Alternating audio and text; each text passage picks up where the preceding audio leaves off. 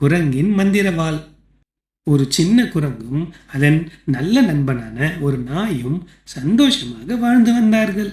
அந்த குரங்கு மிகவும் சுறுசுறுப்பானது. மரத்துக்கு மரம் தாவும். எப்போதும் புதுசு புதுசாக யோசிக்கும். நாய் அமைதியானது. எப்போதும் கவனமாக பொறுமையுடன் நடக்கும்.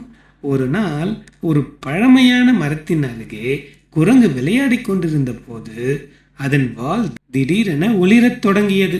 அந்த ஒளி சாதாரணமானதல்ல, மந்திர ஒளி போல் பிரகாசித்தது.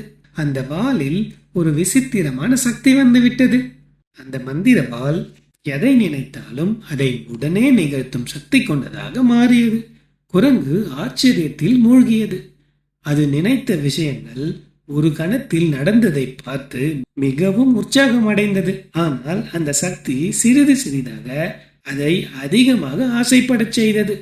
இன்னும் வேண்டும், இன்னும் வேண்டும் என்ற எண்ணங்கள் மனதில் வந்தன. அந்த நேரத்தில் அதன் நண்பனான நாய் அதை கவனித்துக் கொண்டிருந்தது. சக்தி வந்தால் அதை சரியாக பயன்படுத்த வேண்டும் என்று நினைத்தது.